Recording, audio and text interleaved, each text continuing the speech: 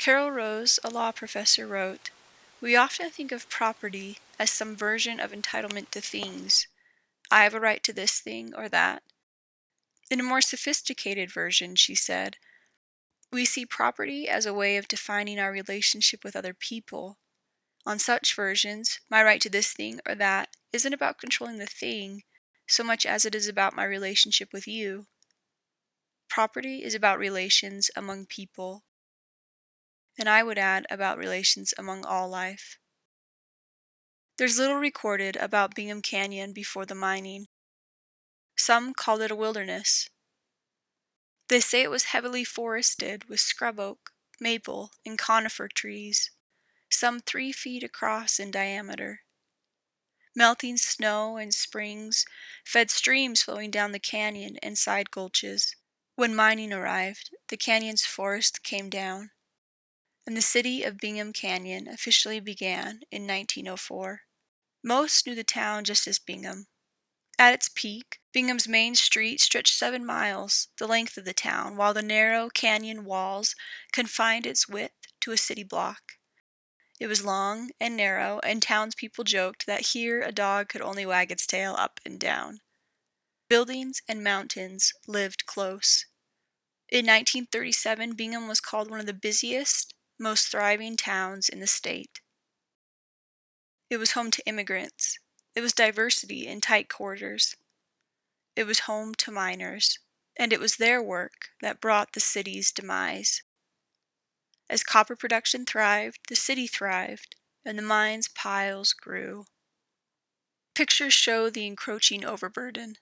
Terraced mountainsides and debris approached the main street, and dynamite detonations daily rattled the old buildings, and a pall of dust hung in the air. In the late 1950s, Kennecott Copper Corporation began purchasing sections of the city of Bingham Canyon, demolishing buildings as they went. The population dwindled. In 1960, the public library closed, and in 1961, the high school was demolished. By 1963, Kennecott owned most of the land in the canyon, letting leases expire and serving eviction notices. They began drilling within city limits. Some citizens refused to be expelled. In a brazen move, those remaining passed a zoning ordinance, making mining and drilling illegal within areas of the city. Kennecott took the ordinance to court, claiming the zoning was unconstitutional infringement on property rights. The citizens asserted that Kennecott held itself above the proper legislative control of the city, deciding for itself what laws to obey. The case eventually reached Utah Supreme Court, but the long and costly legal battle caused the town's united front to crumble. The case was dismissed, and one by one, property owners sold out, and one by one, the buildings of Bingham fell. By 1970, Bingham's city council consisted of 3 members, and in 1971, the city's number of legal voters was 17. On June 30th, 1972, the streetlights along an empty Bingham Canyon switched off.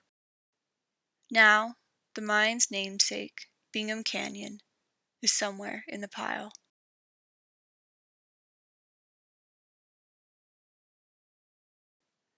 Property is about relations among people and all life. Often it is about keeping resources in and other people out. Today, Rio Tinto, a London-based global mining company, owns the mine.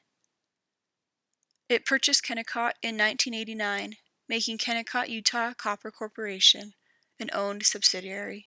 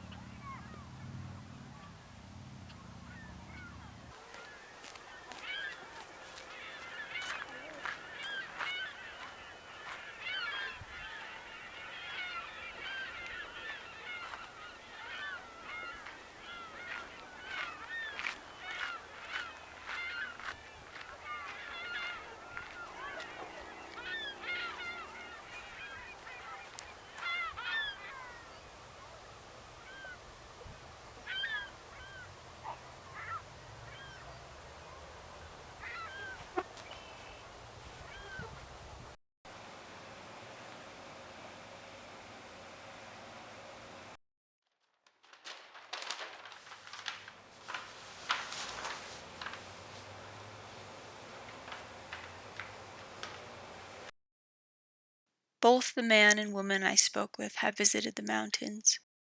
He's hiked almost the whole breadth, from Butterfield to the north. They both think it's lovely land. I went mainly to know about the future. I found information of the past and present, but little of future plans, especially once the mine is closed. Yes, there is a plan, they said. It is fluid and won't be formalized till closure comes closer. After all, they said, different people will be in charge then. That was all I got. So, I asked specifics. How long will the mine remain open? Rio Tinto has committed to the mine until 2028. They believe the remaining mineral reserves are significant, perhaps even equal to the total amount mined in the past century. I automatically thought, that means the amount of overburden will rise. I asked. They increased their permit a few years ago. Now, instead of 120 million, they can move 260 million tons of earth annually. What about the north impoundment, the one that has to be sprayed continually to contain dust? They said once it is no longer in operation, it will likely be vegetated, similar to what's been done with the south impoundment. I try to picture it, made to look like a mountain. We are making our own geologic record, and I wonder, how will the earth accept these new mountains in 100 years? And the Arthur Stepback Repository? It's 30 acres of land in the North Mining Zone, triple lined so that it can hold 2.4 million cubic yards of contaminated soil. 100 years of mining has left its mark, and this repository is meant to hold the hazardous. It's been filled with soil and sludge and capped with vegetation. At the closure of the mine, more contaminated earth will move here. Will anything be done with the repository? That will stay, they said. And I think of the toxic soil that will outlast companies. I was told nothing of the pit, though I've heard secondhand of a plan to reduce the angle of its overburden piles so that they too can be vegetated. They did tell me of the West Bench plan, which will inaugurate a new era in the Ochres. When mining quiets down, the Ochres, its eastern foothills and a few canyons, will house around 500,000 people. The plan is to clean up land and convert it into residential areas, interspersed with open land. According to past maps, development would reach into canyons, including a possible ski resort, and there may one day be homes next to the mine. For now, these are places I see, but can never enter. Fences and signs keep me away, and I wonder what ideas and feelings are lost with these places we cannot visit. Rio Tinto Kennecott currently owns 96,000 acres of land. They say only half of that has been affected by mining. In the interview, she said mining takes place in concentrated nodes, leaving the other land pristine for flora and fauna. That assumes, though, that the effects of mining respect fences and lines drawn on a map. I respect these boundaries, but the effects of mining do not. There are things you cannot fence that seep into air, soil, and water. Pollution, in all forms, does not respect borders.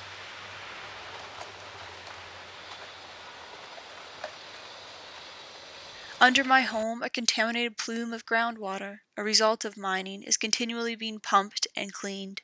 There's a street in West Jordan with high rates of cancer, likely from dirt contaminated with heavy metals. There are the Magna residents, who are losing their view of the sunset as mountains rise in the north. There are the birds, fish, and other wildlife affected by polluted water near the Great Salt Lake. There's the air, water, and soil. There's life living close to this mine. There are social benefits for the copper. It is true that copper, as Rio Tinto Kennecott states, upholds modern living. The mine is connected to the way I live. Mass production and consumption are often tied with massive environmental disruption. Creating large quantities of a product at lower costs requires mass amounts of materials, and restraint can be detrimental to its continuance. I'm not ignorant that my way of living mines, no matter how hard I try to make it otherwise. But I must not be ignorant of the exchange. Copper for peaks, copper for mining and its effects. This isn't about one company. It is about a century of mining. Land embodies our past. Property is not a fixed right. Rather, it is a claim to society, a claim that society then upholds. Property is about relations among people and all life. It is about my relationship with you. In there, I gave my name to the receptionist, who was flanked by a seated security guard. I sat while they would come get me on the tip of an ergonomic chair, with gleaming metal legs holding the seat of woven fabric, as bright as the red surrounding their name on the screens that scrolled numbers and showed laden trucks to speak of process, while the yellow fluorescent overhead bit into the blue daylit windows, and behind me the globe spread flat on the wall, empty except for circles marking holdings, and I found Bingham Canyon mine, one dot, a yellow dot, yellow for copper. And it all felt so sharp and clean, and I thought, what are baskets to this? Now I'm sitting on this knoll, in full view of the mine, with gulls and terns skimming sky overhead. Remember your own words. Things we see as entrenched, solid, and destined were at one point only an option. Decisions grow exponentially, for by small things are great things brought to pass. And I thought of the baskets.